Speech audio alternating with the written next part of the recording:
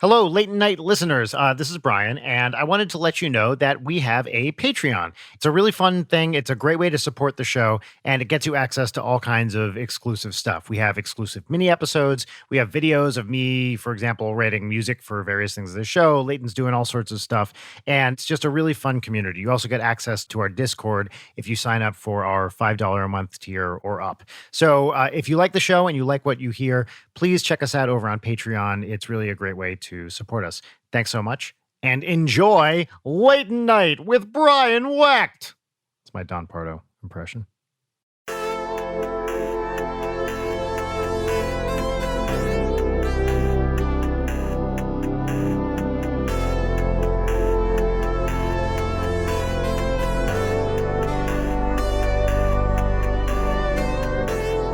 Have you guys ever thought about burning your computer tower in a fire, like in the cleansing fire? This one I just set up yesterday, so I have not had that thought yet. And after the price tag on it, I think I cringed a little hearing that. But the other one, yeah, I'd love to. The time will come. All dogs have their day. What was happening to yours, Leighton? Sorry, I'm not sure what you mean. Oh my God. Listen, she heard me threatening violence against the tower, and now I'm frightened. Oh boy. All right, that's probably fine. It just did the thing where, like, you set the active hours and they're like, okay, we'll make sure to do updates then. And then when you get on in the morning, they're like, oh, you turned it on and you want to use it that now you want to update now. And then it updates for a really long time. So Mark and Bob, Markiplier, Meister, I don't know how familiar everyone is with names, like co-op built my computer. Mark recommended the parts. I got the parts. And then Bob was here. Was like, oh, I'll help you put it together. And I think Mark recommended a case that was just too small. So Bob put these parts in there. He's like, don't think this is going to fit in here very happily. And so he was in the middle of putting it together. And he's like, yeah, this isn't going to work. And so fast forward 2 weeks, Mark shows up. He's like, oh, I can make it all fit. And he starts undoing what Bob did and then like just taking pieces out. I swear he was just throwing things over his shoulders like, probably don't need that. Probably don't need that. Just cards and shit. Yeah. Yeah. That computer ran great, except for it was the quirkiest thing. It had its own personality. There were just sometimes like File Explorer, the little manila folder thing, like it just wouldn't run. And all your screens would go black and you had to like force restart it. There were just weird quirks like that happened with it all the time. That's one of the towers I did want to burn down. And I will never let anybody co-op build a computer again. One person's doing it or else I'm just throwing the whole thing out. It does sound like a recipe for disaster. Did you watch the Henry Cavill building his PC video as a PC builder? I'm curious if you saw it or what your take is. I did not. No, I saw some pictures and I saw those bulging muscles. And then I looked in the mirror and I was like, I can't watch this video. It's literally me feeling bad about myself the whole time. That's perfectly fair. I sent it to our friend Allie, who's been a guest on the show, etc. And I was watching with her and she was like, this dumb ass, like he's not even doing it right. He doesn't need that much water coolant. It's not like this. I could imagine a bunch of people like sitting back, like on their couch, putting it on their TV, like sipping a glass of wine, like spewing it out of their mouth, like angrily, like that's not even how you put a motherboard in. Well, yeah, the entire angle was like, this only makes this hotter, which is like, yes, I agree. This is true. I just love a man with a bicep as large as my head who's just dumb as rocks. I think he's supposed to be like pretty smart and kind of nerdy, right? Oh yeah, totally. But sometimes people just have like himbo energy. We're 3 minutes into the podcast and I'm already dropping the word himbo. So welcome Monday morning. What is himbo? Well, there's like a bimbo, which is like a lady who's dumb. And then himbo is the equal opportunity version. My brain, I must be a himbo as well. I did not make that connection. We're all himbos deep down. Please, God, don't let that be the name of the episode. You and I have control over that, but I'm going to push for it. Great. Love it. Leighton, we were talking before. So Wade is in Cincinnati, and we were just talking about Ohio and, various cities in Ohio. I was telling him that NSP we've only toured through Cleveland, but we have strongly considered doing like many, many Ohio shows, like in Columbus or Cincinnati. We know there's a big fan community out there, but I have basically no personal experience with Ohio. I don't either. Really good food. really weird mixture of people. I mean, so like I said, Ohio's a swing state, and you can definitely feel that here. You can feel Mm. the northern influence, the southern influence, and the general just dumb as a box of rocks all around. Tell us about this supposed good food. Like, what kind of good are we talking? Okay, so I'm obviously biased. I live here and I've been eating stuff here the whole time, but it's just a really nice mixture of everything. Cincinnati, especially, is very German influenced. So we have a lot of Mhm. like breweries and different beer companies around. I'm not a big beer drinker, so that's not really a pull for me. But the thing I love is we have Cincinnati style chili. Yes, I've heard of it. So it's a fast food joint, right? So don't go there expecting like, oh, 5-star, $300 meal. It's like $8 to go in and get like a plate of food. Awesome. But Cincinnati chili it's all over the place. Skyline, Gold Star, those are the competing brands. They're kind of like the Coke and Pepsi of Ohio. It's like, oh, a Skyline. Oh no, Gold Star. But I made a mistake early on in my career of talking about this food, and out of context, there's a quote of being like, "Oh, dude, I could really go for a 3-way right now." And in Cincinnati terms is I want spaghetti with chili and cheese.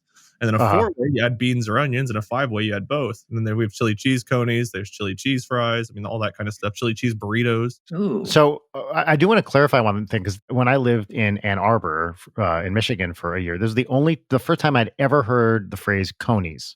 So do you know what a coney is, Leighton? No. Wade, do you want to clarify? Basically, it's a hot dog on a bun with, I don't know if there's like a base form of a coney, but here, cheese coney is hot dog on a bun with cheese, chili, and typically it comes with mustard and onion on there. All right. Yeah, it's short, as I understand it, for Coney Island dog or some version of that, right? So the coney is Coney Island. Yeah, I don't like a wet dog. I like chili. I like a hot dog with cheese, but Don't put anything on my food. Cheese conies, I make an exception for.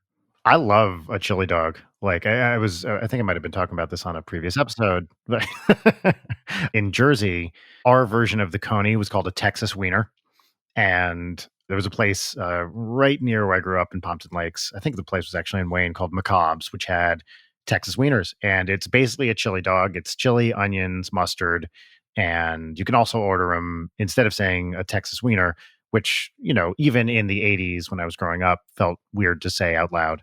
But you could order, give me a couple all the way. So that was our equivalent of a 5-way, I guess. I just want a big fat Texas wiener 5-way. Yeah. Nobody clip that. Hey everybody's producer Jarek here. Actually, here's a nice, clean version so that you can clip what Leighton just said. I just want a big fat Texas wiener 5-way. I just want a big fat Texas wiener 5-way. I just want a big fat Texas wiener 5-way. I just want a big fat Texas wiener 5-way. Have fun. So Cincinnati chili is like the consistency of like a spaghetti and meatballs marinara sauce. Oh, wow. Whereas the Texas style chili is very like, it's like very chunky, a lot of different things that like kind of pop out there rather than kind of just being really like a marinara sauce consistency. Nothing like marinara sauce in flavor. The thing I've always been curious about, never having been to Cincinnati, and I love chili, huge chili fan. I have heard that the chili has a strong like cinnamon vibe to it. And I'm not a cinnamon guy. I really hate cinnamon. I disagree with that. Now, cinnamon, I think, is in the recipe, allegedly, right? Like none of us know the full recipe, but allegedly there's cinnamon and chocolate and all kinds of weird stuff in it. I don't even think the chili's sweet. I think it's not spicy like Texas chili. I think it's relatively mild. Mhm. There might be a little bit of sweetness or a little bit of spice kick to it, but it's very mild to me. As a kid, I was super picky. There were very few things I would try even, but I would always eat chili. And I've only ever met 2 people who don't like at least Skyline chili. And one of them hasn't tried it in 13 years. So who knows if they still like it or don't like it. Uh-huh. I've never once tasted cinnamon or chocolate. It's kind of one of those things where there's so many different flavors in your mouth at once. Unless you are a food expert, I don't know how you would pick out something specific like cinnamon. It's got to be something where it amps up a different flavor in it, or it balances something out. Because like cinnamon is like pretty often used as a savory thing in like Indian food and stuff. Yeah. Like it has a little bit. So in like a vindaloo or something, it's great. I would say it's probably similar to that then, because like I've eaten Indian food, I've never tasted cinnamon. Skyline, I've never eaten and be like, I'm heavy with the cinnamon today. Like I've never once thought about cinnamon when eating it. How do y'all feel about a chili on like baked potatoes? Because that's like the only way I'll eat it. They actually have those at these restaurants. I believe you can get a potato with chili and cheese, and if you want more in there, they'll serve it that way. All right, I fuck with that. Here's the way I prefer to eat a potato. And I think this marks me as unusual. I'm talking about a baked potato. Let's ignore all other potato preparations for the moment. I'm referring specifically to a baked potato. I just want to pick it up and eat it like an apple. That is my preferred method of eating a baked potato. That's a true thing, right? You're not just No, I 100%. If I have a baked potato, do you peel it? No, I don't peel it. I just eat it. Okay, yeah, I fuck with that. But I want the middle bits. I want sour cream, cheese, a little chive, bacon. Like I want the works on it.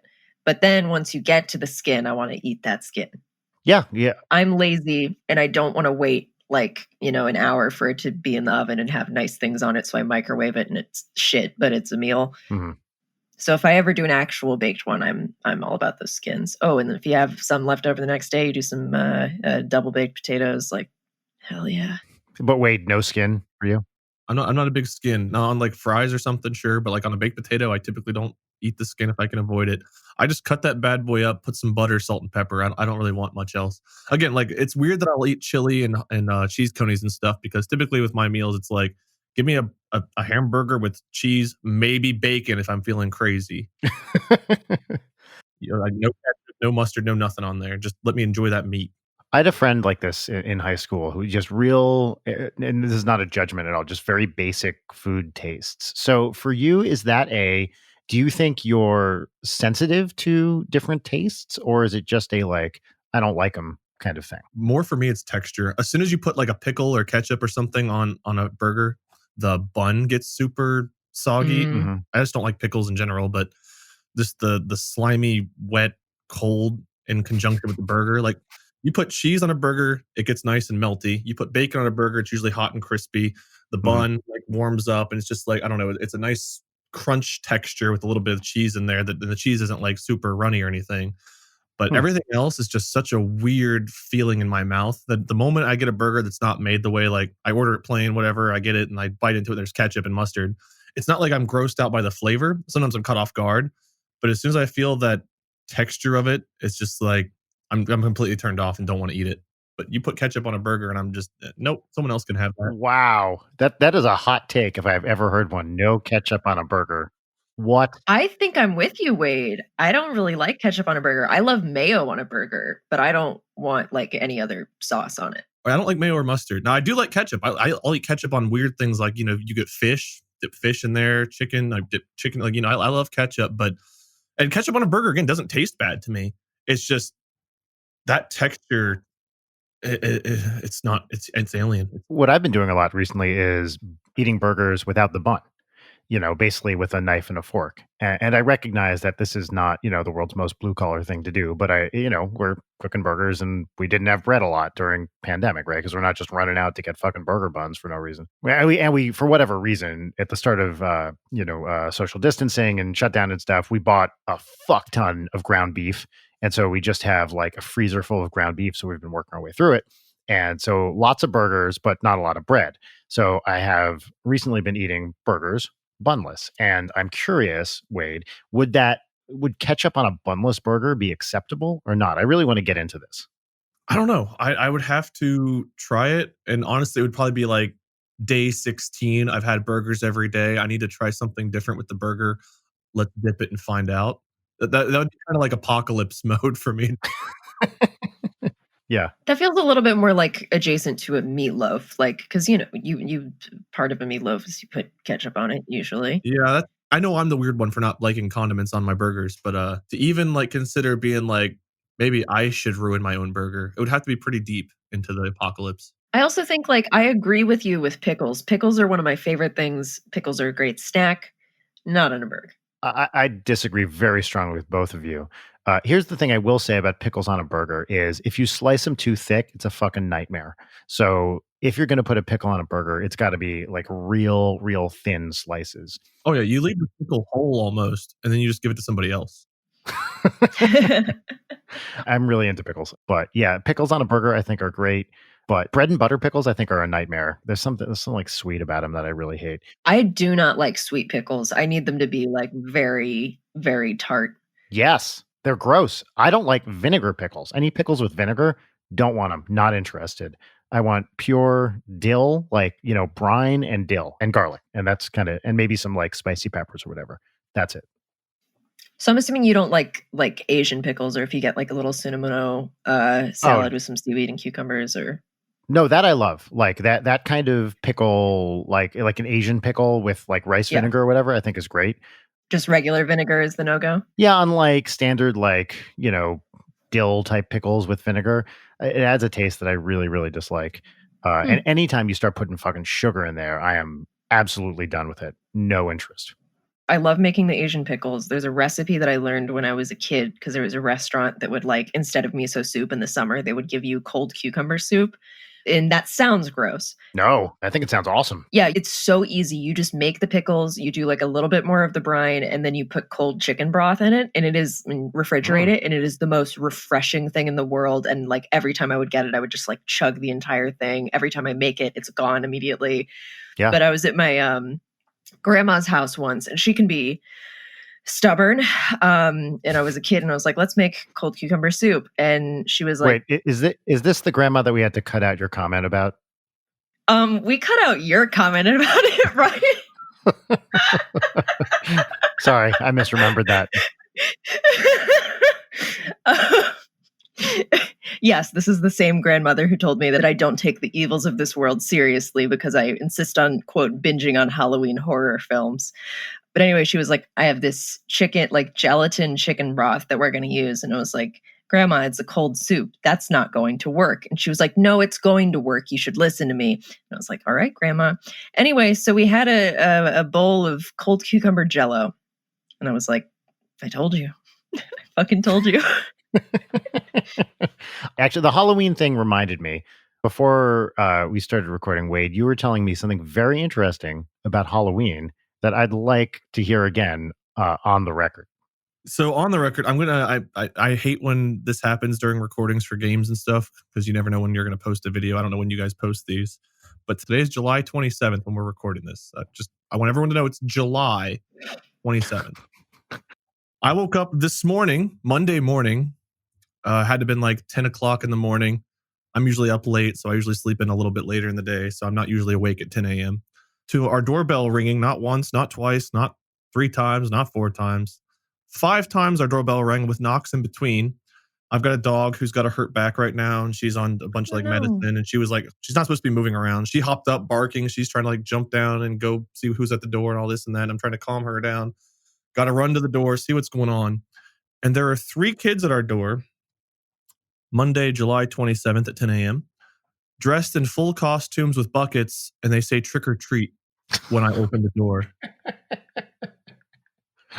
What? These are not kids I know. These are kids that have come into our yard within the last week. Out of nowhere, these kids have turned our yard into their playground, which I don't typically mind kids, doing their thing.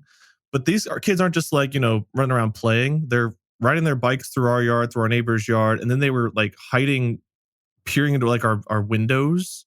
And I asked them one day, I was like, hey, why are you guys peering into our windows? And they're like, oh, we're trying to find a way in. I was like, excuse me? They're like, we're hiding. Some Siren Head. I don't know if you guys are familiar with the Siren Head thing that's going on. It's the new. Yeah, my friend Trevor made Siren Head. Yeah, well, thanks to them for that, because now I've got kids trying to break into my house to hide from Siren Head. Real quick, can you guys explain Siren Head? Because I've heard of it, but I don't really know what it is. So Trevor, who goes by the name Slimy Swamp Ghost online, he's a really incredible horror artist, and I think just kind of the beating heart of the Twitter, especially. He's on my shit list today. But he's really well known for doing these found footage style. He'll take photos and put spooky creatures in them, and he's super creative and will write lore for stuff. But basically, he made this character Siren Head, which is a really, really big, tall creature with a siren for a head. Yeah, I'm looking at it now. Yeah. Somebody made a TikTok that was basically a 3D render of it. It was really spooky. And then that went viral. And then somebody tried to make a game out of it. There were all these YouTube theory things making up lore for it. And it's just been such a bummer to watch Trevor have to deal with a thing of his suddenly blow up and kind of go beyond his control. I like really feel for that. Just like people fucking running with it and making up bullshit. Mhm. It's hard, like something that you create that's your baby just kind of getting co-opted. Anyway, if you're listening to this and you're not familiar with Trevor's work, you should go check it out because he's just fucking awesome and a real peach. For Trevor's sake, let's all stop spreading Siren Head. Yeah, it sounds like these kids are trying to pull a them kind of situation. Are you guys familiar with that movie? It's a home invasion movie I am where not. it turns out it's children. All right, but wait. Okay, so keep going. So yeah, they in the yard trying to get into the house to hide from Siren Head, and then like I convinced them like, hey, please don't do that. It's weird.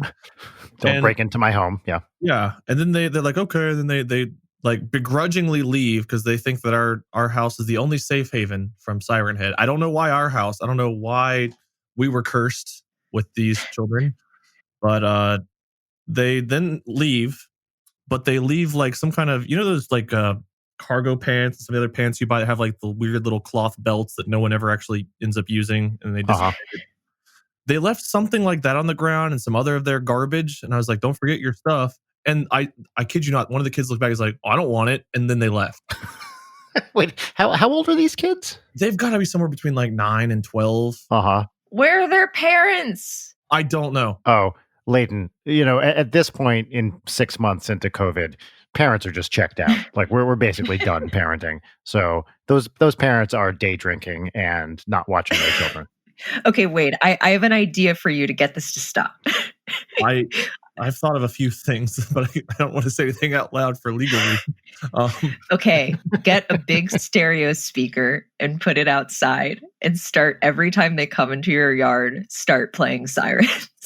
Honestly, I'm a pretty tall guy. I'm about 6'4". I thought about buying some stilts and like getting a full Siren Head like cosplay built up. Oh yes, and then like walk around my backyard because they blatantly ride their bike up our driveway, around our yard, just at free will. Even after I talked to them, I was like, please, like in all seriousness, my dog she's hurt right now. Her back's hurt, and if she sees people in the yard, she runs and jumps at the door. And having a bunch of kids running around screaming is not really good for her. So I was like, please, for our dog's sake, like, I don't care if you guys ride your bikes up the driveway, whatever, do your thing, but don't ride around our yard and peer into our windows and try to get into our house and all that. Ugh. But yeah, today they showed up in full costume. I mean, one of them was like a onesie costume. This isn't something like these kids probably had help. What were the costumes? I don't know. I don't remember because I was in a daze. When I opened the door and saw it was these kids again, I was like, oh God, okay, maybe they broke something. They tossed the baseball. Okay, let's hear what happened. And then I hear trick or treat, and it's like my brain shut down. I was already not awake, but just part of my brain shut down to trick or treat at 10 a.m. on Monday, July 27th during a pandemic. Well, hopefully they were wearing masks. One of them had like face paint on and like a little like those little like strap dog nose things that like goes around your head, like the little nose cover and whatever, and like some face paint, and it was like a white onesie of some kind. I don't remember what the other two were wearing. This one kid that rides his bike is always shirtless. I kind of have an idea what he's going to grow up to be based on the way he kind of acts and the whole like, oh, I don't want that garbage, leaving it in my yard, and there's just there's no Ohio type that he's kind of in the mold to become. Like the word we're looking for is douchebag, right? Yes. Okay, great. Yeah. I want to hear about Ohio douchebags. So I think we said before, it's a lot of it's very rural, right? There's 3-4 big cities and the rest of it's farmland. Again, this is not a judgment. This is just a question. Is it like trailer parky parts of it, or what's the vibe? Well, there's definitely some of that. Yeah. I mean, I don't know what it's. I've only ever lived here, so I don't know what it's like everywhere else. But very much a mixture, right? So we have the rich people areas called like Indian Hill here in Cincinnati, and that's where all of the football players live and all of the CEOs and everything else. It's like their multi-million-dollar mansions and stuff. I don't know about where you guys are, but like $2 million in Cincinnati, even in Indian Hill, gets you like an 18 bathroom, 20 bedroom house with a guest house that's bigger than anyone else's regular house. Like you get a lot. Fuck. Hey, $2 million gets you a shed in someone's backyard. Like $100,000 house here or $50,000 house here is like a $500,000 house there. Yeah. I mean, $500,000 house is optimistic, honestly. Yeah. I spend so much time on Zillow just looking at houses because I'm like, I'm going to manifest this. My only Oh, it's goal in so life depressing. is to own a home in Los Angeles, which is such a fool's errand. But like, Yeah. I also love looking at the really, really expensive ones because rich people have no taste. And there's a certain point, it's at the 3 million mark where it crosses from like, oh, this is nice into you have the worst taste in the world. Yes. That line, it's a hard line. I sent this to Rachel. It was like a $3 million-ish house, which was 5 different fairy tale themed bungalows, like stitched together. All right, I'm going to need you to send this to me right the fuck now. Okay, I have to find it. Well, while you're sending that, Indian Hill's nice, right? Yeah.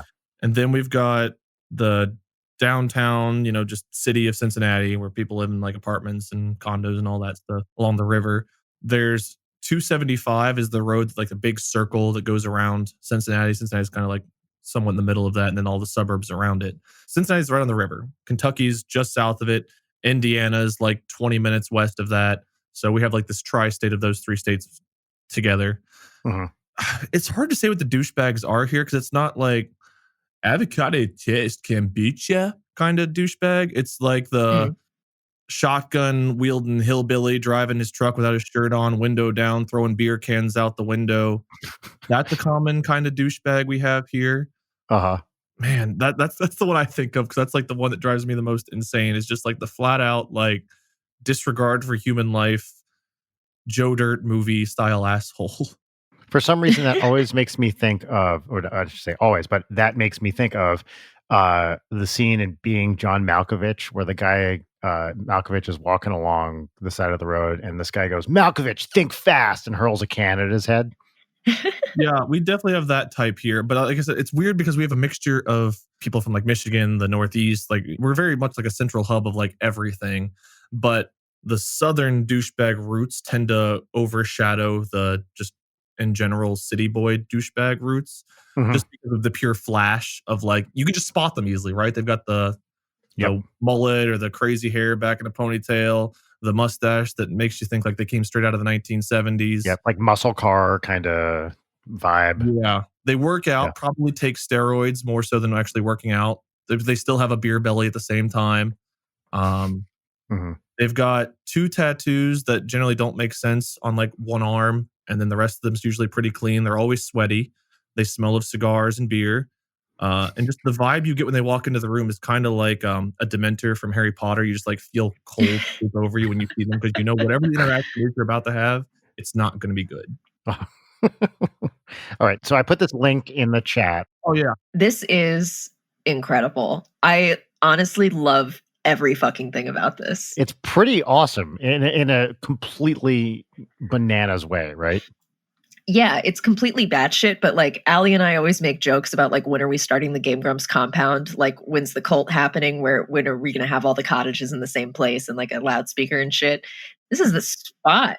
I really understated the price. It's $12 million. $12 million, yeah. How big is the house itself? Because it doesn't look that big. Split over 5 structures, it's about 6,500 square feet, according to this.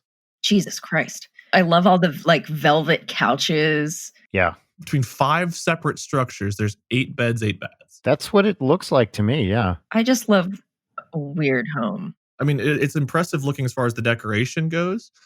The only parts to me that look like they would be worth spending a lot of money on is like the stonework. Yeah, very cool. The stonework is very cool, yeah. And that brick little tower and stuff. Like those are markings of like a $2 million house in Cincinnati. The rest of this looks like $100,000 house that someone put a lot of money into instead of buying a more expensive house. What the fuck is up with that purple couch? Is that like a recliner? I love that purple couch. No, it's awesome, but obviously you guys can't see it, although we'll put a link on our socials.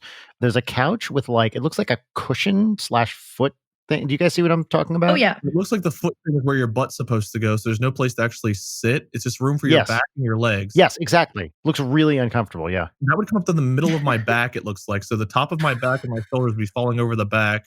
And maybe my knees would come to the edge of that. That's a weird, maybe it's for kids? Maybe. That's the ultimate in comfort, baby. There's a very emergent thing that I've noticed on TikTok not like I actually go on TikTok, but just saying as a general statement. So there's this emergence of cottagecore, as well as dark academia and light academia. And like cottagecore is exactly what this house is. And it's like flowing dresses. And so people make these TikToks that are like, video collages of like, here's an old book and here's flowers. And also this is to a Fleet Foxes song.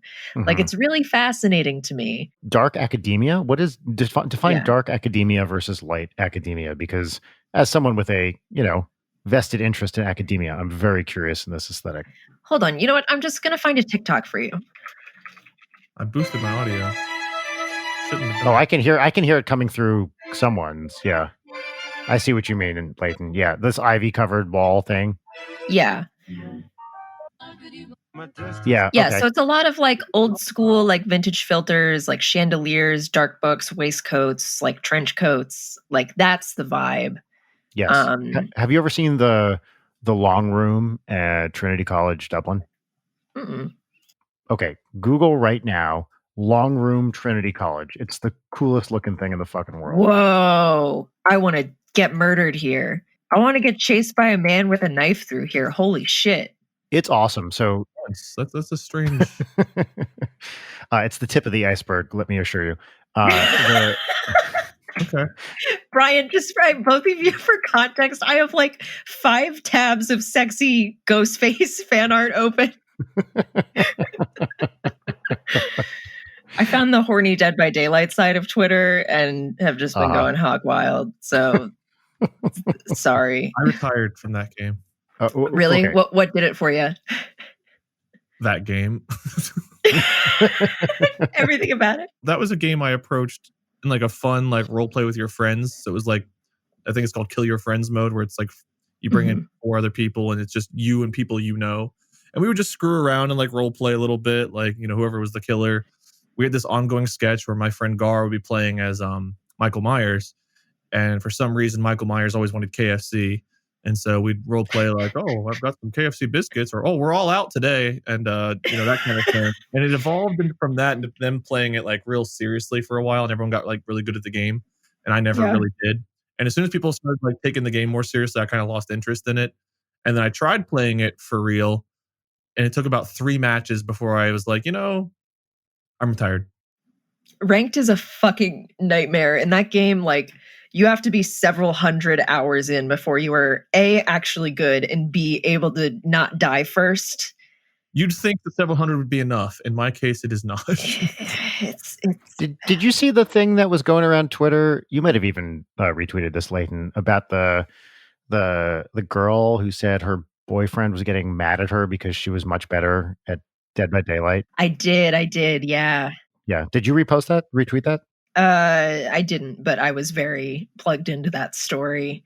Good for her. Good for this rank 1, whatever killer she plays. And fuck that guy. Fuck that guy, right? I really thought you were going to ask me if I had seen the thing about how they nerfed Pyramid Head's ass. No. I've not spent much time on the Pyramid Head's ass side of Twitter. Let me tell you, it is extensive. Just full on cake. Based on the number of tabs you have open for Ghostface, I want to think about the other window you have on Pyramid Head. Dedicated to Pyramid Head ass. So they had the player test build. And for some reason, Pyramid Head has like this deep thigh slit. So you get a little bit of side cheek. And so everyone thought that they nerfed his ass because once he went to like, the actual game, they had changed a texture on the fabric of his butt that made him look a little bit less thick. So everyone was very upset that they nerfed Pyramid Head's ass, quote unquote. Gotcha. They've never done a decent job balancing or getting their servers working and everything else. It's fascinating to me that they took the time to nerf, quote unquote, a texture on a killer's ass. Nerf decisive strike, fix fucking no-ed, matchmaking. No. But smaller. Oh, wait, we're 30 minutes in and we haven't introduced our guest. Well, I was literally just about to say this, which is great because we're kind of back to our old shit with that. Everybody, this is Leighton. Hi, that's me. The other voice is Brian. And mystery guest, would you care to introduce yourself 45 minutes in? I'm Wade. I'm Lord Minion 777 on YouTube and most socials, but I'm only Minion 777 on Twitch because someone stole my username years ago. I do gaming badly, I'm not very interesting, and how I made it onto this show is honestly a miracle. Because you're an awesome dude, Wade. That's why you made it Yeah. onto the show. This is a delight. You're also a live performer, right? Or were briefly. Yeah. I would love to again, but this year's kind of put tables on any kind of talks to do that kind of thing. But yeah, that is so much fun. I envy people who get to do that even more often because having our communities that get to watch us live, there's just something special about that. Yeah. Oh, it's the best. There's such like a great energy in the room. Yeah. Yeah. It's very intimate. So Wade was part of an awesome show with Mark Plyer that we were talking about before, and who else was there? Tyler and Ethan. Tyler, Ethan, and Bob. And Bob, yeah, right. And also my friend Dan Ring. I should have put Dan first. Dan made that show. If we came in and brought our audience, Dan is what got the audience to stay for all of it. Like without realizing that we were all horrible and not funny, Dan made us seem like we were funny. He's great. He's a wonderful musician. So Dan, yeah, he's a musician composer kind of He guy. streams now. Music is Code. Check him out. Don't check me out. Check Dan out. Music is Code on Twitch. Oh, I didn't even realize he was streaming now. That's awesome. Yeah, he streams most nights at like 9 or 10 p.m. Eastern, so probably like a reasonable time, California time. That's fantastic. So Dan is the reason I met my wife. Really? Yeah. Here's the connection. I moved to Boston 2004 for physics. That was my first postdoc, all blah, blah, blah. But the reason is not important. But I'd been doing some improv and music stuff in San Diego where I was in grad school. And when I moved to Boston, I was looking around for like improv theaters to do stuff at. And there were kind of two big improv comedy clubs, Improv Boston, which was in Cambridge, ironically, not Boston, and the Improv Asylum, which was it was kind of like a Second City style thing. They had like a scripted show with a bit of improv and a bunch of other stuff. And anyway, I had like a friend of a friend of a friend, had some connection there, was an actor there, and got me an email. And I wrote, and I was like, hey, I'm a musician. I'm in town. Like, I live here now. Are you guys ever looking for musicians or actors or whatever? And they were like, yep, set up an interview with Dan Ring. And so I showed up and I talked to Dan, and I think I played a little something for him. I don't remember. And he was like, great, you're hired. And that is the club where, when I was hired, Rachel was an actor. And so because Dan brought me in to play music at this club, and then Dan left to move to LA about a year later, and I became the music director. That's where Rachel and I met and started dating and fell in love, got engaged, all that stuff. So it is because Dan took a chance on me at the Improv Asylum that I met my wife, and that's the reason I have the kid I have. So it's God. I'm going to throw two things out here real quick. You are ridiculously talented. I love everything you do. You are so good. Oh, dude, thank you. Thank you so much. Also super ridiculously talented. However, Dan being in charge of hiring sounds like the worst idea of all time because I can't imagine him ever turning anyone down because he's so fucking nice. And I'm not saying he hired you because he's nice. Like, you obviously deserve it. I would just love to be like a fly on the wall to like a horrible interview. In fact, I want to go try out for Dan and be so bad that he has no choice but to say no. I can't imagine him saying that because he's so nice. He's a total sweetheart of a guy. To be a musician at an improv club, it's like one of those things where to do it well is hard, but probably most places don't have a super high bar to do it. Actually, the Improv Asylum was really great for music because they just had a musician on at every show and you were just playing. And so you could accompany scenes with underscoring. Occasionally there would be songs, but a lot of clubs, UCB in particular, like will not just have a musician there. There's like, if it's improv, they're doing improv. If it's musical improv, then they have a musician on. But what I loved about Improv Asylum, Improv Boston was like this too in most cases, was they just have a musician, sitting next to the stage, and you could just play if you felt like a scene needed some scoring. But the point is, to do that is the bar is not super high. I don't want to talk shit about anyone who's doing it. I mean, I did this for years and years and years. But if you have like a basic level of competence, it's not super hard to do. Oh, I don't. I've got a very advanced level of incompetence. You can basically, for a lot of those underscoring things, play as much or as little as you want. To do it really well is very, very hard. And there are some like legendary music director types who are just geniuses at it. The point was, I don't think the interview was the hardest thing in the world to pass. especially, then you show up and you start doing it on a trial basis. And if you do it well, then you keep doing it. Or, if you don't do it well, then they fire you. I would kill to see Dan even just do an improv skit where he has to fire somebody. I cannot imagine him saying anything mean ever. He's always just been so incredibly nice. And like I said, he made our show. I mean, Yeah. Rachel, one of the funniest people I've ever encountered in my life, trained us for, I think, a week. That's right. Because you guys, I remember I came like home one day and you guys were in our house, right? Were you there for that? I can't remember, Wade. I wasn't there that time. She always came over to Mark's place. Right. I think because Tyler and Ethan and Mark were all out there, they would go over and they did more training sessions because Bob and I were only out there for 1 week. So the 5 of us only trained together for 1 week total.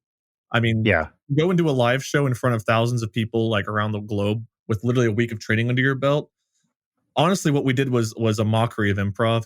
We should have been like thrown off the stage and booed, but our fans, no matter what we did, were going to laugh at us because like that's what they do. But dude, I gotta say, just to put some context in this, this was the live, I think we said this before, but this was a live show that Mark and Wade and Bob and Tyler and Ethan all did with Dan on accompaniment, and Rachel was the improv, like basically improv director, improv coach for that portion of the show. She didn't direct the whole show. What was that guy's name? Sweeney? Is that right? Yeah. So Sweeney was the director of the show, but Rachel was basically like the improv master. She made us like able to do what we did. We could not have been remotely rather funny or good at it without her training. I mean, considering the time frame we gave her to like prepare us for that, she kicked ass. All props between her training and Dan on the music, because like some of the improv we did was stuff we didn't even prepare for because she like, boiled down to the basics. After watching us not understand rules and how to follow them for like 3 days, like, all right, look, if you guys are going to break every rule, at least do it right. Well, but what I was going to say is you guys did something that was actually really remarkable. So she told me about the show and how it was going to be a bunch of like not improv people, not to denigrate anything that you guys do, but you're not like professional improvisers. And the show was going to be like the vast majority, 75% improv structures, like short form improv structures, and done in a room of like 2,000 to 3,000 people typically, right? Yeah. And that is something, I've played a bunch of improv gigs. Being in a room that large to do improv is really, really fucking hard, right? Because improv works really well in intimate spaces. As you expand that more and more and more, it gets kind of harder and harder to get that vibe to work. And so you guys had, in a very real way, like the deck stacked against you because you weren't professional improvisers and you're playing these huge rooms, which are very hard to do that style of comedy in. And we went to see you here in LA at the Dolby. And I was like, all you guys individually were great. Rachel, was awesome. Dan was awesome. But I was like, let's see if this works. And it was fantastic. And I'm not blowing smoke up your ass. It was legitimately a great show. And you guys all crushed it. That was my personal worst show that I was a part of. I felt so bad after that. Oh, really? Yeah. Because that Dolby was the one where we were delayed starting because they had like an audio box go out. Oh, that's right. We had no music. So we all came out there. We were doing our intro to dead silence. Which I thought was intentional because I'd never seen the show. We just didn't know what else to do because we started going and the music went out. We're like, keep going. Yeah, I couldn't tell.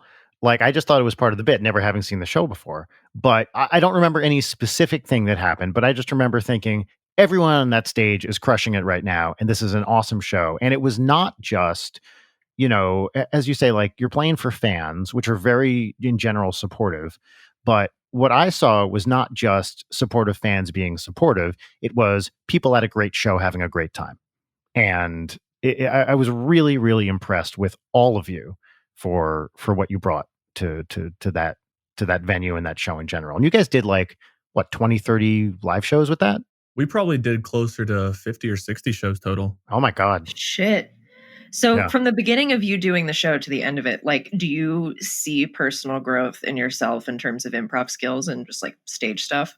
So, I mean, just out of pure practice, yes. It's like doing anything. It's like riding a bike or anything, right? Like you have to know the rules. And there's something to be said about like rule of threes, or, you're in your mind, you're thinking like, okay, I've got to do this, or I've got to think of a funny idea based on the fact this person said that they throw poop for a living. I've got to think, you got to take whatever's given to you and come up with these funny ideas. this is a very specific improv game, but you'll have somebody come up and they'll give you like a story on their life, and you do like a day in the life, and they might give you just a real sad story of just like nothing you really want to use because it's like very personal, sad, like things they deal with, medicines they take and stuff. It's like, great, now let's make a 10-minute funny skit on this. And like that especially early on is super challenging. But after you've done it a few times, you're like, I can ask them a question like, well, what side of the bed do you sleep on? And then you can make a little funny skit on sleeping on the side of the bed. So just over time, it's not something you're thinking about. It's like you do the rule of threes just because you're like, two, okay, do the beat again. Like, it just becomes a natural aspect. But to me, the biggest part about doing it for so long wasn't that I felt like I really got better or worse. I'm sure I did get somewhat better, but it was the comfort level with people around you. It was trusting everyone else on stage to do what they were supposed to do, or to understand where you were going with something, or if there was a screw up, or you guys went two different places, you could at least make it work and like, improv the improv to make it functional. Yeah. And just getting that trust and that comfort with other people on the stage, it's almost like dancing. You all have to have your footwork right, and you have to know what you're doing and trust everyone's going to be in the place at the right time. And if no one steps forward, like, okay, well, at least they all pause a second, I'll go. Like just knowing each other and having that comfort level, because getting comfortable with it to me was much more important than being great at improv. Yeah, I mean, you're all limbs of the same organism. Yeah. And that's why that show worked, is because you all did trust each other. And the other thing is you were all clearly having fun, right? Which really goes a long way towards making that a fun thing to watch, right? Having fun on stage means the audience is going to enjoy seeing you. There's nothing worse than watching an improv show where someone clearly doesn't want to be there who's on stage. The most challenging show we did was one of the shows when we were in Europe, because like as we learned as doing the show, different parts of the country in the US, are different. Yeah. Some crowds are a little bit more rowdy than others. Some are a little bit more calm, some whatever. Yes. But I think it was either Netherlands, Belgium. I can't remember where we were exactly in Europe. But a lot of our show is based on audience feedback. We have audience members come up on stage and participate in like dancing or participate in some of these little mini games we do. Which is, by the way, another super challenging thing to do is now you're getting like audience members involved. You said it before, but like once you start throwing that into the picture, it's a whole extra level of difficult, which you guys did great. Most of the time, 99% of the time, it was great. Every now and then you get someone who just wanted to come up and like get an autograph or a picture or something. But honestly, 99% of the time, it was fantastic. But this show we did, one of the improv games I remember in particular that we did every show was the like, don't laugh or else the person who made you laugh will have to be swept off the stage and someone will come in to replace them. Right. And when we did this show, the way that they watch shows there is they are just very respectful. So they don't make any noise whatsoever when they watch. So we did this improv game where, obviously we want them to laugh. It's like the kind of you amp up the stupidity as it goes on. And the goal is to switch out a whole bunch at the end and just make it crazy. But like every joke we told, just nothing. And it felt like everything we were doing was falling flat because nobody laughed the whole show. Like you could hear a cough from like the 500th row back because it was just so quiet in the audience. Yeah. And so we're doing this thing. And if like somebody stirred in their seat, we're like, it's a laugh, switch. Any movement, we're like, they found it funny, move, go. And so the whole show, we had like an intermission at the halfway point. And we go backstage and we're like, they hate us. This is the worst. They don't find us funny.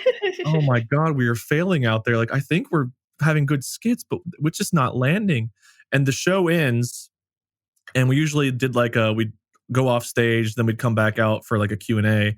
Well, before we came out for the Q&A, we walked off stage and we were all like about to hang our heads, and just the loudest standing ovation, applause, cheering we'd ever heard happen. They had been bottling it up the whole show because they were trying to be respectful, because that's just the way the culture is there.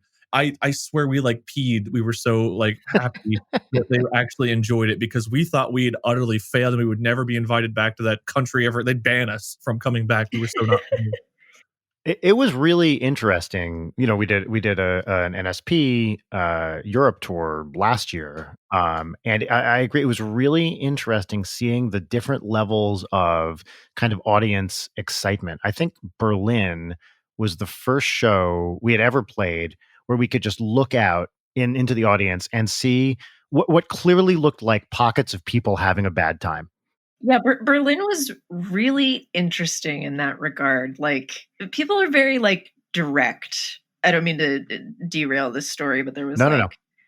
a moment where Vern and I were like super hungover because we were there to do a talk at a museum that had like a thing about Dream Daddy, but we were eating on a sidewalk and like, because there were patio tables and shit. And like this old woman stops and it's just like, you can't have your chair this far into the sidewalk. Are you a tourist? Like you have to, there people are walking here.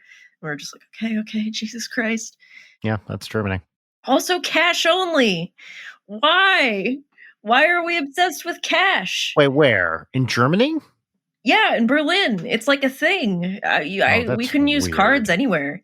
Yeah.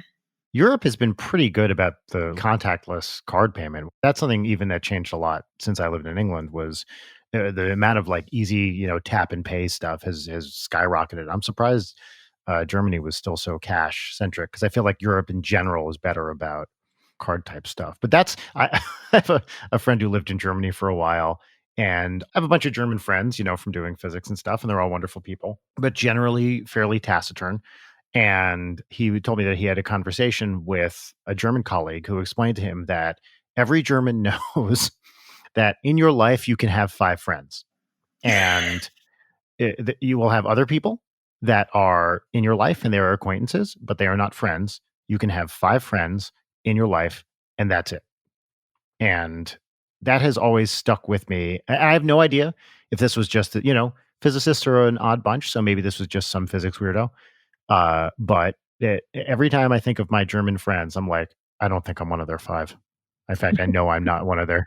You're not in their top 8. Yeah. What was the MySpace thing? Your top 5 or something like that? I don't know. It's 8. Your top 8, and one of those 5 friends has to be Tom from MySpace, looking over his shoulder. I never had a disagreement with him my entire life.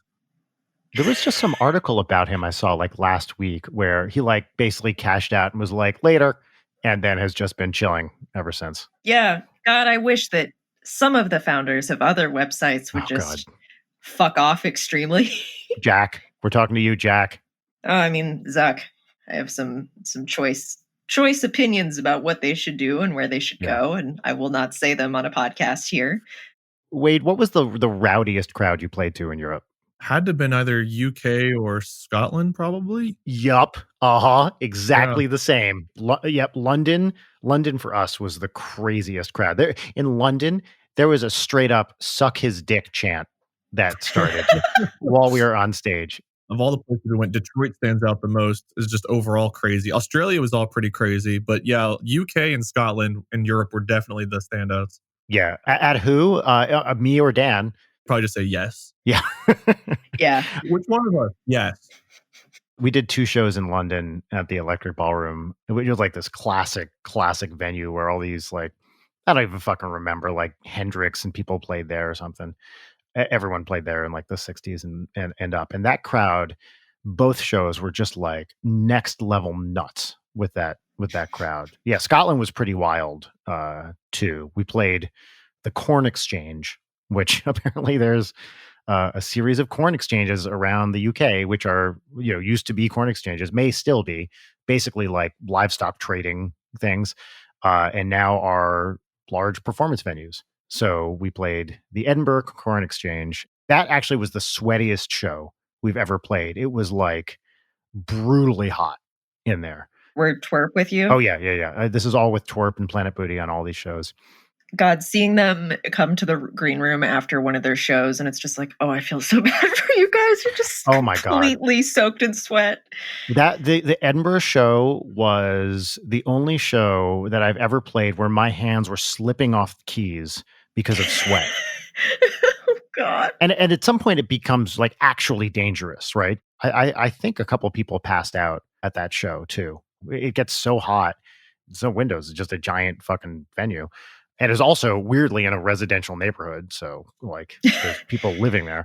Just fucking rocking the Corn Exchange, going ham at the Corn Exchange. Yeah. But that probably was a big difference between the venues you guys did, Wade, and what we do with NSP is we will never play a seated venue. And I would imagine pretty much everything you guys did was seated, right? Yeah, it was actually weirder for us to do seated venues because the 1 or 2 times we did, they were generally bigger rooms that had like a bunch of pillars. And no matter what we said to them when they were setting up the seats, they would always notoriously put people directly behind the pillar where they couldn't see anything but a pillar. Oh, so lame. Yeah, so we tried to avoid non-seated venues because, again, our show, if we had people interact, it was to come up on stage, or they had things they could hold up from their seats. It didn't involve them having to like move around or jump or, Yeah.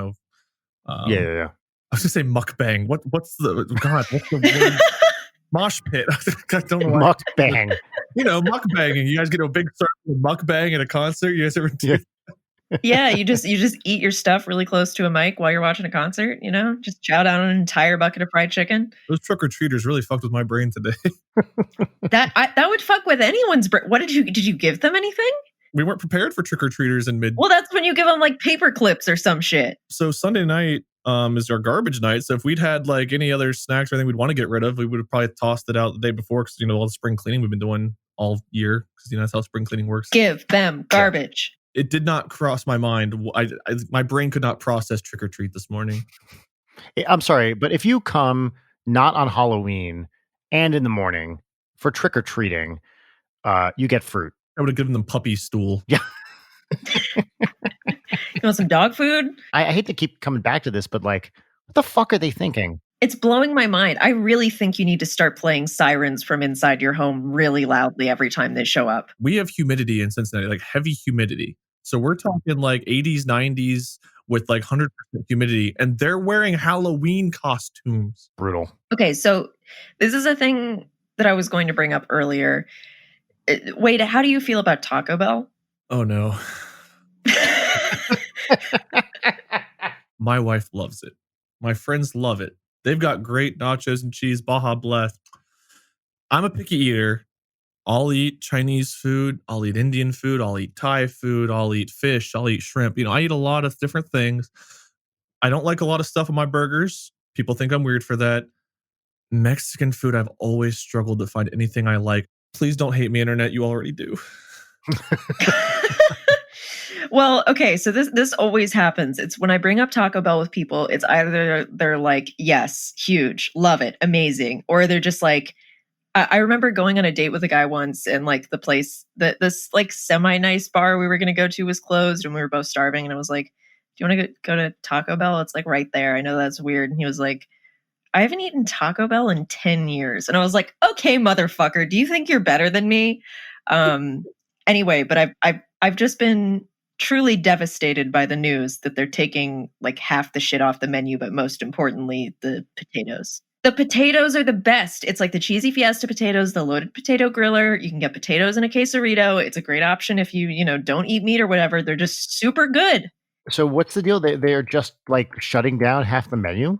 They got rid of the Cool Ranch tacos, which was devastating because I've always been a Cool Ranch bitch over nacho cheese. Sorry, Doritos. And they're getting rid of like so much good shit. I don't understand it. Like the thing that I love about Taco Bell is they always try new weird shit. And my least favorite thing about Taco Bell is they're like, yeah, wasn't that delicious? You're never going to have it again. Yeah, I like Taco Bell because it draws most of the people there late night. So all the other restaurants have a shorter line. Oh, wait, they're getting rid of chips and dips.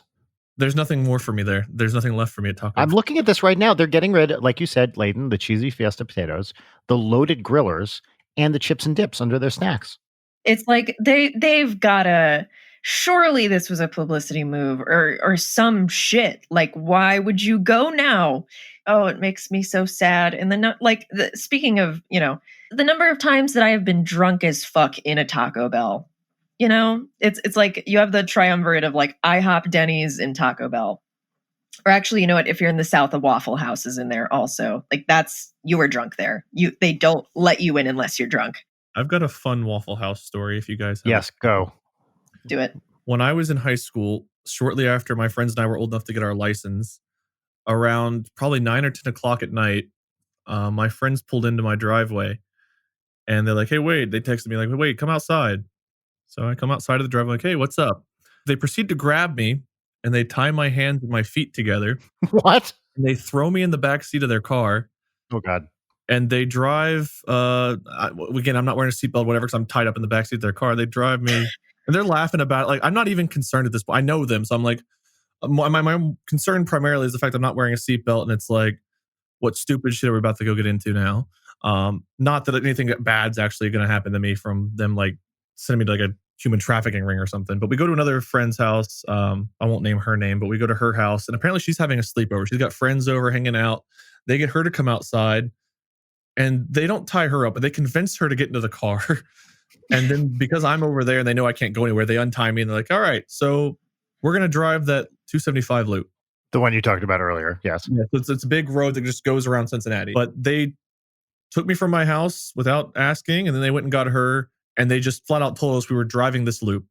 And that was their big, brilliant plan. So there's 2 male friends in the front and me and our female friend in the back seat.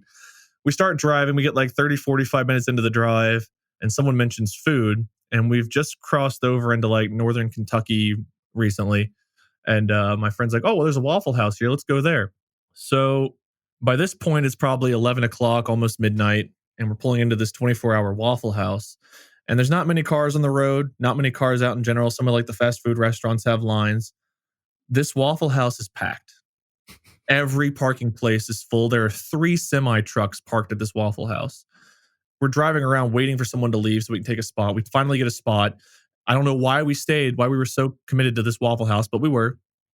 We walk inside, and when you walk inside, like most Waffle Houses, it's kind of like undersized. They really fit things in there kind of perfectly, small walkways. And immediately to the right, there's a bathroom door. The men's room, I think, is immediately to the right. As we open the door to get in, open the second door, the bathroom door swings open. And this guy steps out who looks like he's probably 50, but he looks like he's 70 or 80, probably from like heavy alcohol, drug use. Yep. Steps out of the bathroom, kind of like stumbling a little bit. And he raises up an arm and he goes, I just got done shaking the one-eyed monster. And the whole Waffle House erupts into applause for this guy. And like they're saying his name. They're like, go Dave, or whatever his name was. And then he walks out the door. He doesn't even go back to a seat. He just leaves the Waffle House. And then we sit down and proceed to eat. And everybody just goes back to the normal conversation. It's like nothing ever happened. The waiter comes over, waitress comes over, helps us. Everything is completely normal from that point on. I fell asleep. We left the Waffle House, passed out in the car. I got back home, got out of my house like 1 or 2 in the morning. I don't remember anything else about the drive or the trip. It was super boring. It was the stupidest trip of all time. But that man walking out and getting an applause for taking a piss, to me, is just like one of the highlights of my high school years. And I don't know why. I wish to God I had a video of just how ridiculous it was that Waffle House was so packed and everyone was so proud of this guy for taking a piss and everyone knew him. It was the cheers of Waffle Houses. In my mind, he looks like Mr. C from Twin Peaks season 3. You know, like a leather-faced, leather jacket, you know, very serious, like hair slicked back. So white tank top. He's got very tan, like you said, the kind of leathery skin, very tan, almost red tan.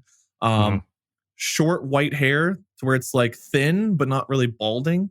And then he's got like the same, his beard's kind of the same. It's like a real short, like 1 or 2 beard, white, again, kind of thin, but not balding. Looks like in another life he could have been a pirate if he lost an eye and got a peg leg. Oh, nice. Yeah, so that's kind of what he looked like. I can see him to this day. He was probably like 5'4", not a very big guy. Yeah, he was so proud of himself. Everyone was so proud of him. In all the tours we did, like I said, 50 or 60 of them. I don't think we ever got applause like he did for taking a piss. Taking nothing away from our fans. Like they enjoyed the shows. But they knew this guy, and taking that piss was a lifetime accomplishment based on the amount of cheering and whooping and like catcalling and everything he got when he stepped out. That's Dave for you, man. Everybody, the man discovered the Waffle House cheat code. If you go and piss and come out and say the magic phrase that you pissed and everyone claps, it's not dine and dashing. You just go. Your meal is comped. What's the word for like whenever you remember things differently than they actually happen? Because in my brain, the way he says "got done shaking the one-eyed monster" is very pirate-like. I highly doubt he sounded anything like that. But my memory of it is, "I just got done shaking the one-eyed monster." He could not have possibly said it like that. There's something like very haunted about like an IHOP, a Denny's, or a Waffle House in the middle of the night. What's that Jim Gaffigan joke of like, I've seen 3 guns in my life and 2 of them were in a Waffle House? Patton Oswalt in his new special has a whole Denny's bit where basically the conceit is that Denny's is not someplace you go, it's someplace you end up. And yeah. Yep. it was all couched in a I love Denny's kind of thing, because the special is called I Love Everything, and that's kind of what it is. But watch it, and the bit on Denny's is very nihilistic when it comes to what a Denny's does. It's pretty great. I have a good liminal space of a breakfast place in the middle of the night that just like is cemented in my memory as being one of the weirdest things I've ever experienced. Yeah. It was like 2015 or so, and I was driving with these kids who I was sort of friends with, who were way cooler than I was. Like, I was really afraid of them because they were super cool. But we found out that we were going to the same Neutral Milk Hotel concert, which was on their like final tour. So I was really excited to go see them because they're one of my favorite bands. So we didn't go together and we didn't have tickets together. So it was my first time going on like a 3-hour road trip. I was staying with a cousin. And so I was really afraid of driving, but I was going to meet the cool kids there. I go up, I meet the cool kids at the concert. Dope fucking concert. It was so good. I mean, Julian, like the guitarist, had such great energy. Super amazing. Like one of the best concerts I've ever been to. But afterwards, like my friends came up to me and they were like, holy shit. There was this guy next to us. And like basically at the beginning of the show, they did like, please don't film us. Don't take pictures. It's distracting and we don't want to do it. And so this dude was like hooting and hollering and taking video and stuff. And the cooler kids who were very aggro were like, hey man, you got to cut that shit out. Like, it's really disrespectful. And he was like, oh, respect? You want to talk about respect? And he pulled up his sleeve and he had a shit tattoo of Anne Frank with like a Neutral Milk Hotel quote under it and was like, this is respect. Oh my God. Yes.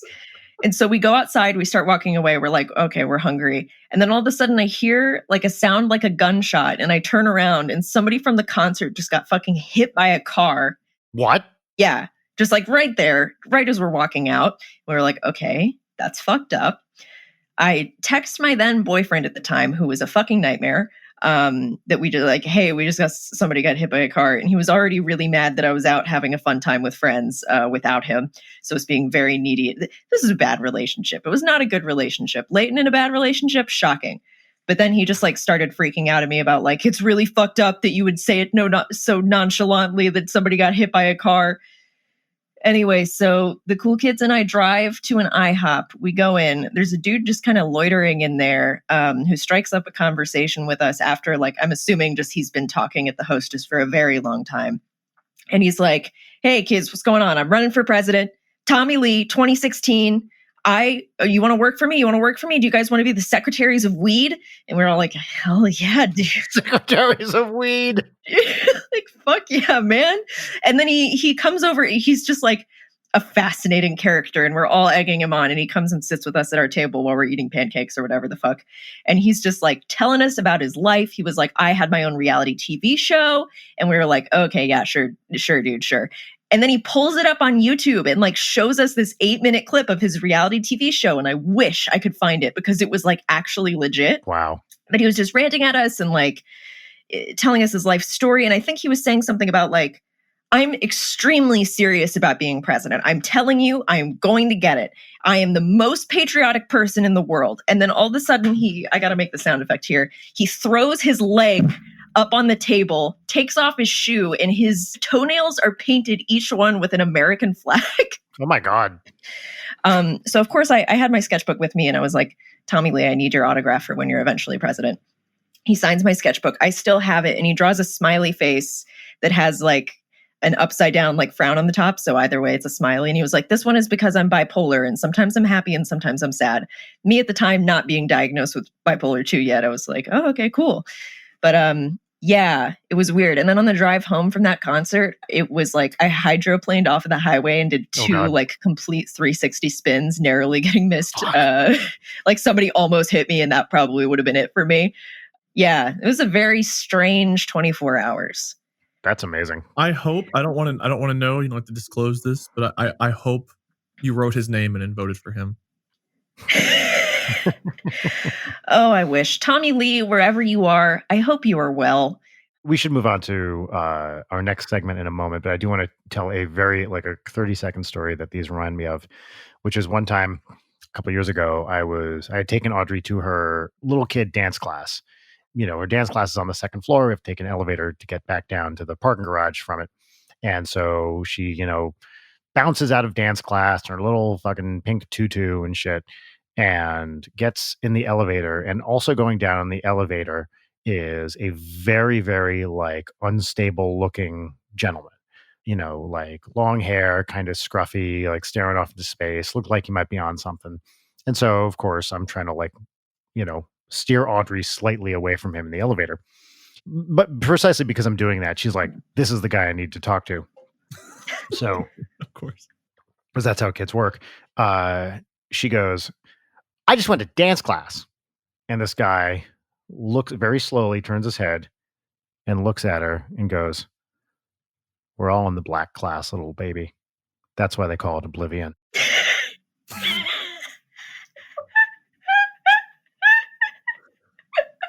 Oh boy. We're all in the black class, little baby. That's why they call it oblivion.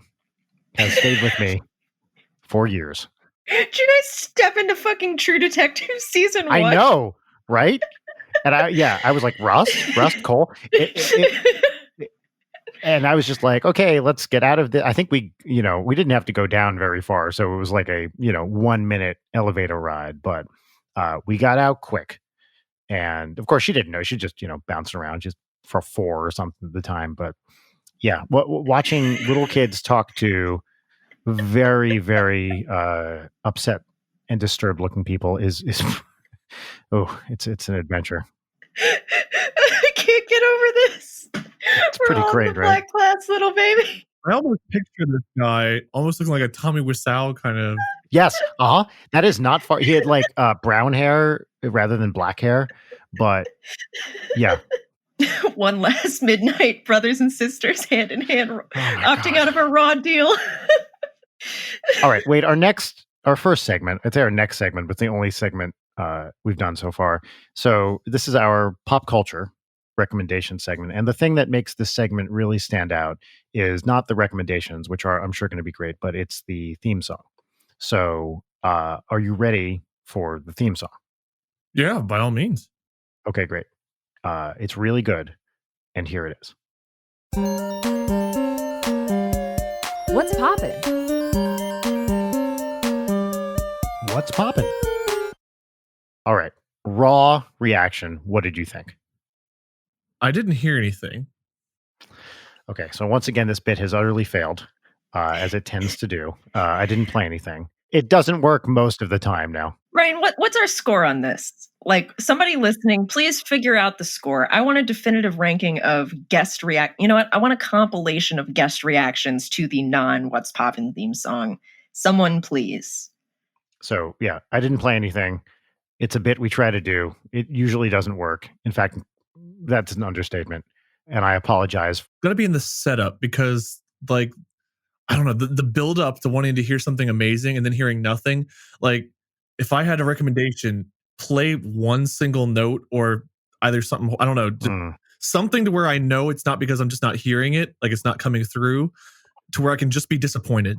I agree. You know what? I do agree with you that it's the setup. And I haven't been scientific about it, but I want to hear something really shitty to be disappointed in rather than you guys being disappointed in me for not reacting to the nothingness.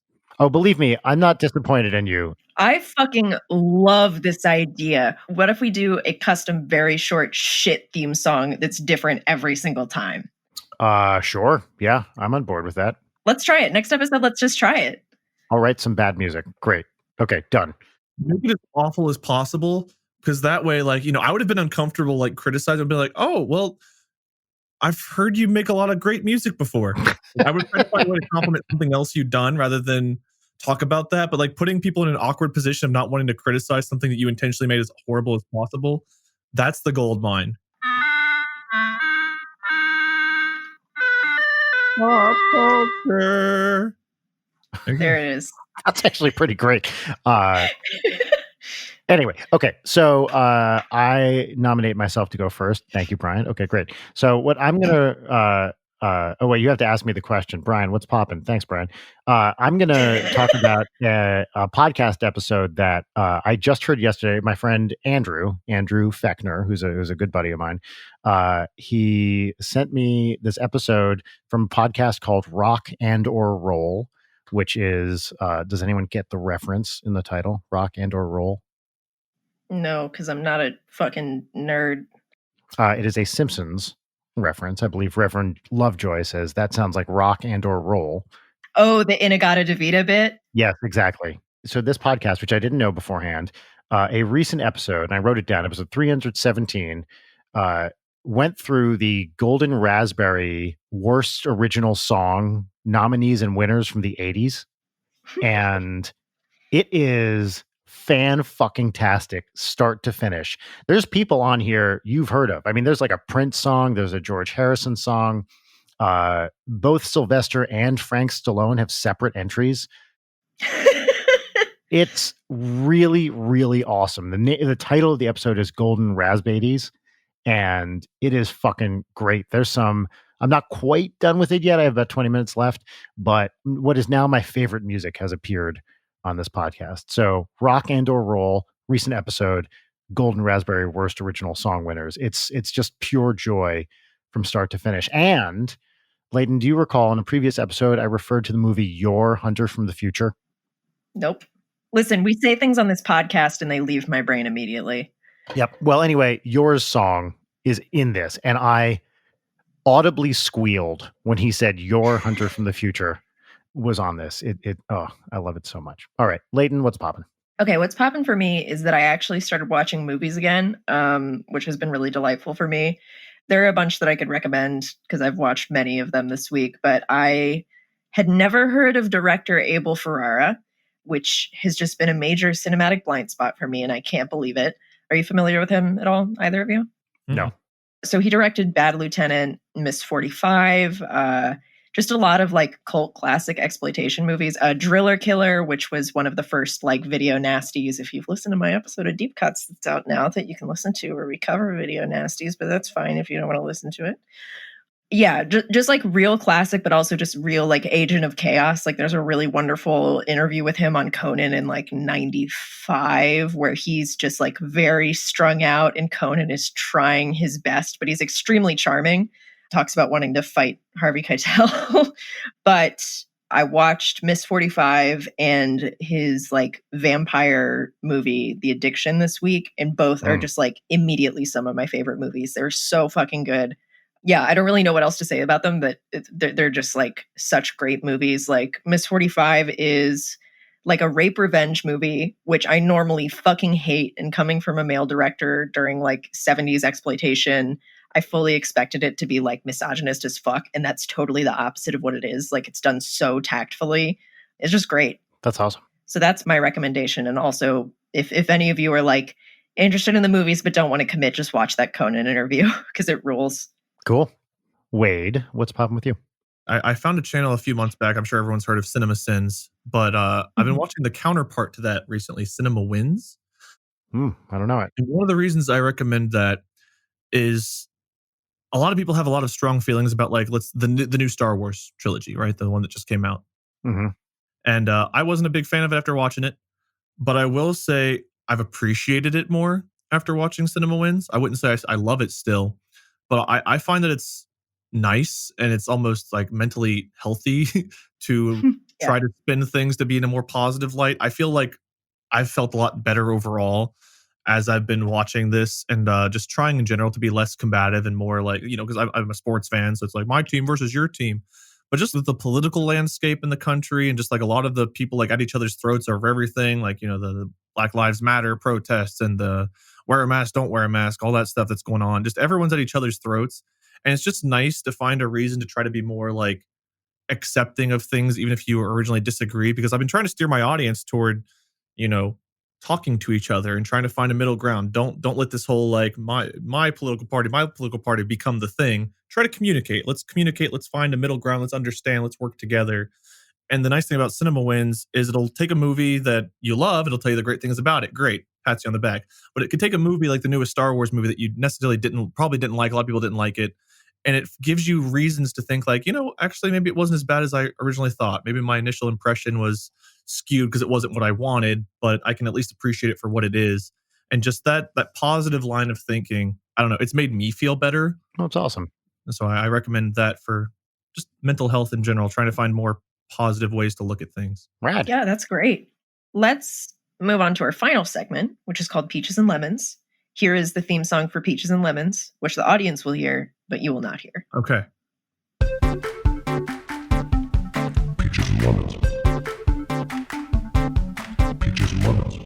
This is a thing that I stole from my family that's an exercise in gratitude, where we each share 3 peaches, which are things that we're like excited about, grateful for, nice things that happened. And they can be as like sweeping and grand as like, I love my wife, or just like, I had a nice sandwich. So normally when we first started this podcast, I say normally we did like 4 episodes with lemons. Normally we would do like 1 lemon, which is just kind of acknowledging like, oh, here's a shitty thing that happened, but that's fine because I have 3 peaches. But we started not doing lemons anymore. So we will just go around and each share 3 peaches. Okay. Cool. Do you want to start, Leighton? Sure, yeah. So my first peach is, as mentioned, the thing that I've been working on forever, Deep Cuts. The first episode dropped on Friday, and I was really, really nervous about it and fretting and just being like, oh, this is fucking shit, just like everything else I make. People are going to hate it. But the response has been just really great, and people like it. And that is like... Well, that's because it's great. You did an amazing job with it. It's really wonderful. Thank you, Brian. And also, big ups to both Brian and our producer, Jarek, because they were very instrumental in making this happen. I had Jarek really had a lot to do with it. I had much less to do with it. Jarek knocked it out of the fucking park. And, Jarek, you're listening to this because you're editing this episode, but like, I'm not sure if you've seen the comments, but like half of them are like, this is so well produced. And they're right. Yeah, Jarek did a great job. It's good. And if you haven't listened to it yet, you should check it out. Even if you're not a fan of horror, it's, IMO, it's interesting. And so this week we'll have this episode. Week after next, we'll have the next episode. So we're just going to do some little trade-offs. And I've had some good ideas for like future episodes that are less sprawling and don't take me several months to write and research. So that's my first peach.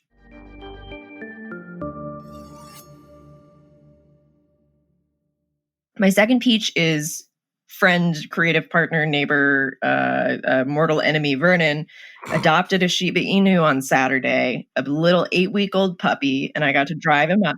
Oh, he got it. Yeah. Yeah. I got to drive him up. We picked her up, brought her back. We had a little play date with her and Maybe yesterday.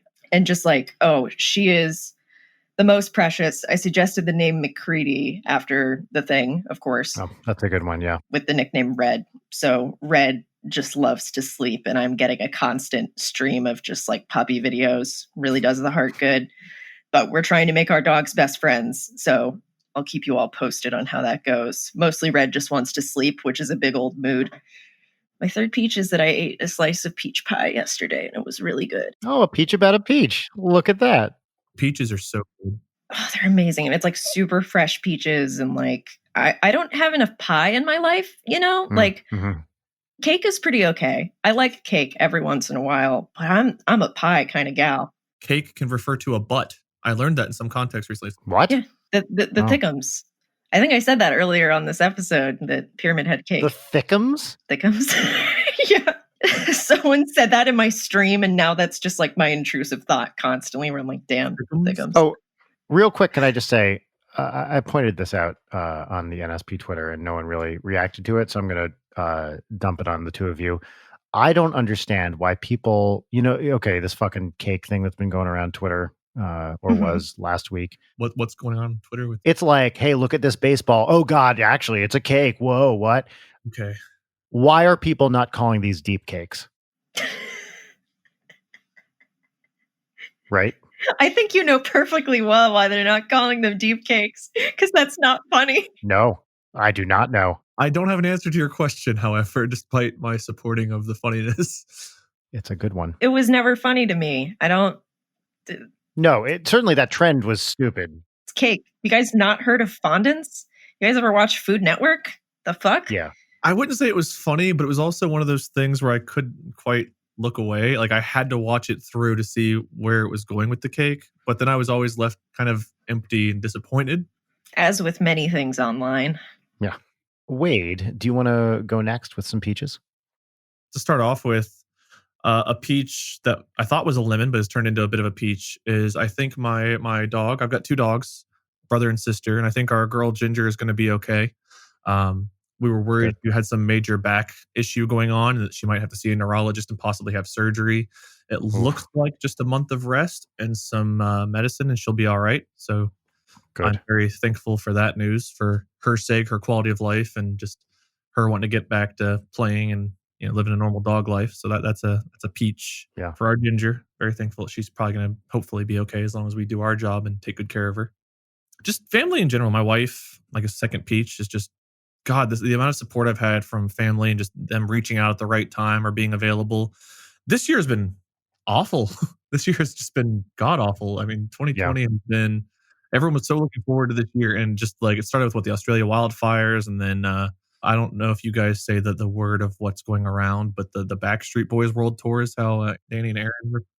Yeah. That police stuff going on, just the political, everything has just been so, no matter where you turn, it's been horrible. And then recently on Twitter, there was a whole bunch of people that were outed for being horrible people. And it's just like everywhere you turn, there's just been a lot of awfulness. Yeah. So just having my family to turn to, having my wife to lean on.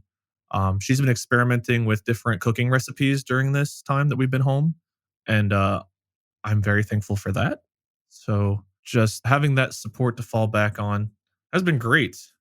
And a third peach. Okay, I'll be a little mushy here. I'm thankful that Brian reached out to me to invite me on the podcast. I guess that's been on my mind this weekend. Aw. I've always thought you were a great dude. We got to spend a little bit of time together at like Indie PopCon a few years back. We were doing a signing. Yeah. Of course, yeah. Never really gotten to talk, hang out, or anything. Leighton, getting to meet you has been really a pleasure too. Yeah, likewise. I kind of don't branch out very often. I don't reach out to people. I don't mingle with people I don't already know very often. And it's nice to have another, a couple people to talk to and chat with. And just you guys seem great, funny, interesting people. And so I'm thankful I'm here on the podcast with you guys. And I appreciate you reaching out and thinking of me. I'm not sure what horrible curse fell upon you or what the magic 8 ball had to have said for you to be like, oh, maybe I should reach out to Wade. No, dude, I was just like scrolling through Twitter and you posted something and I was like, oh, I haven't talked to Wade in forever. And that was it. Yeah. But back at you, man. Like you're such a sweet, kind, wonderful, great guy. Like it's one of the real joys of this podcast has been the ability to basically just sit down and talk to people like you that I like a lot and haven't really had much of a chance to talk to. Speaking for Leighton as well, we're just so grateful that you chose to spend this time with us. Yeah, seriously. I'm very happy to. I'm sure you do like different guests every week, but I'd love to just hang out and chat with you guys on air, off air, whatever. It's just nice. You guys seem like great people, and I like having a lot of great people in my life, and I'm very blessed to have that. And it's always nice to add a few more, even if you guys aren't in my top 5 German friend group. You're on the list of top 8. I might be willing to push Tom out. Oh, wow. Damn. Yeah. I'd love to do this again. I mean, not, recorded this or like whatever. Anytime you want to hang, I'm down for it. And by the way, my wife is a huge fan of yours as well, Wade. I hope you know that. She really, really loves you. Yeah. This sounds so cheesy, but I have so much respect for the things you guys do and just getting to meet you and seeing how awesome of people you are. I love the posts with your daughter and everything. You guys seem like great parents, just great people. Unfortunately, we just live so far apart. And, with the Backstreet Boys World Tour, I guess that wouldn't matter anyway. But yeah. Yeah, that's something that I've been wondering about, of like, we've had people request that guests come back on the show, and we've certainly had guests be like, I would totally come back. Jory, Allie, like, have been very highly requested. We should like figure out a way to do that. Yeah, totally.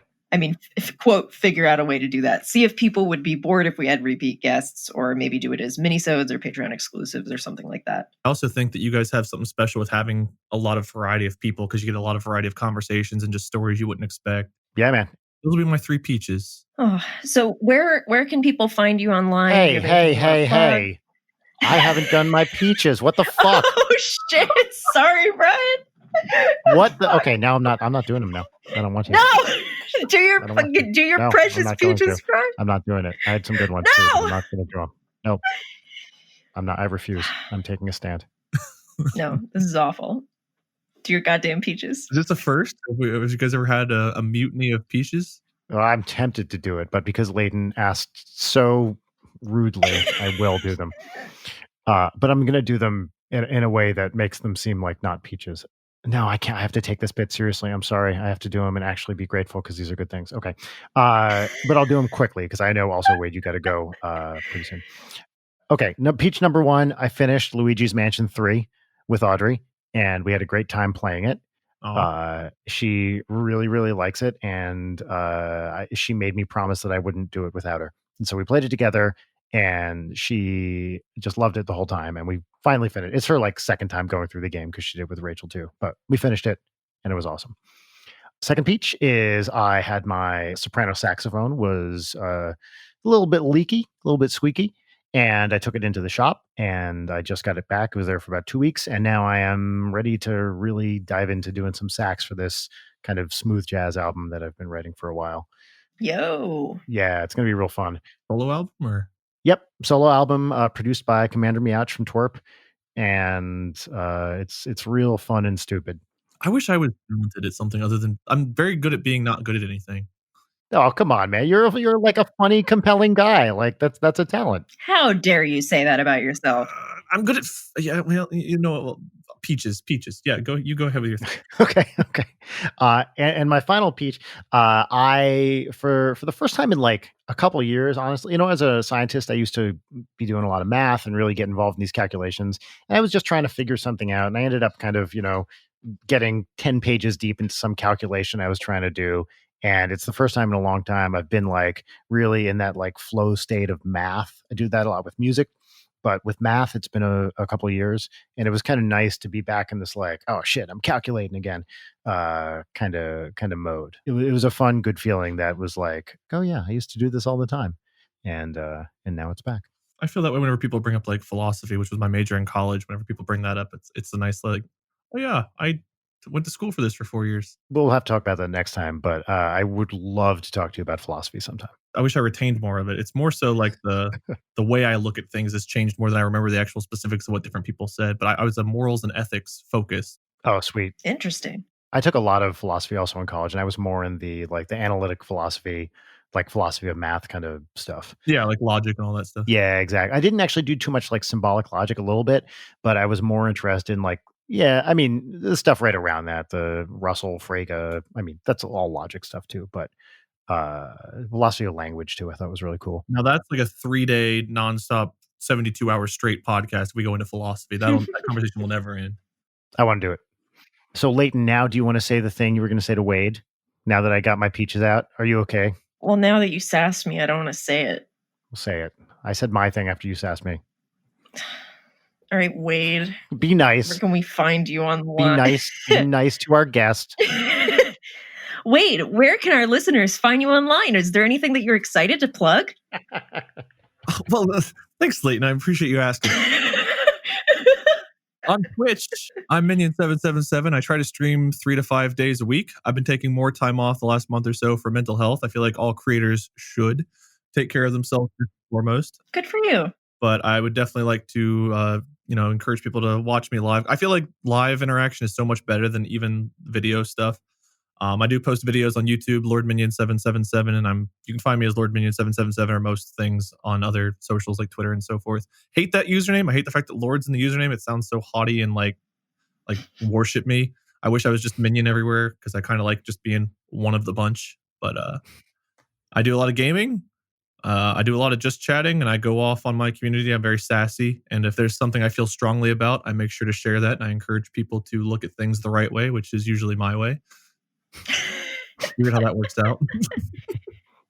Sweet. Well, Wade, this was a real joy. Thank you so much for joining us. Yeah, and taking the time out of your day. Thanks for having me. Of course, and I hope your dog is okay.